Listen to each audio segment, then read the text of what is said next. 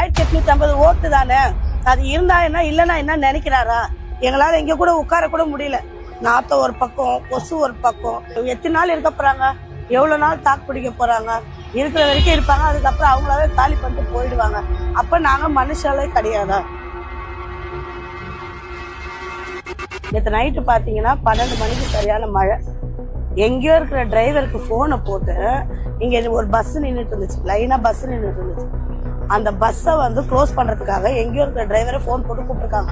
ஏன்னா மழை பெஞ்சா நாங்க எல்லாம் அதுல போய் ஏறிட போறோம்ட்டு அவங்கள போன் போட்டு கூப்பிட்டுருக்காங்க. ரெண்டாவது கேட்டை இழுத்து சாத்திட்டாங்க. கேட்டை இழுத்து சாத்திட்டு நாங்க உள்ள போய் எங்க அடைக்கலம் போயிட போறோம், மழைக்கு பயந்து உள்ள நாங்க போல.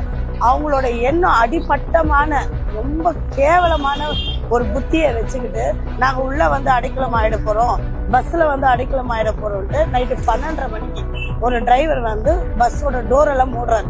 அப்ப என்னன்னா, இதுங்க எப்படியாவது எந்த கஷ்டத்துல ஓடணும்.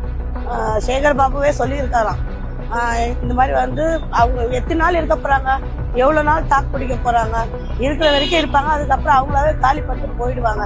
அப்ப நாங்க மனுஷாலே கிடையாதா? எங்களால எங்க கூட உட்கார கூட முடியல. நாத்த ஒரு பக்கம், கொசு ஒரு பக்கம். 1000 ரூபாய் கொடுத்து சித்தால் வேலை செய்யறவங்களும் ரோட்ல ரிக்ஷா ஓட்டுறவங்க அவங்க இவங்கள வேலைக்கு எடுத்திருக்காங்க.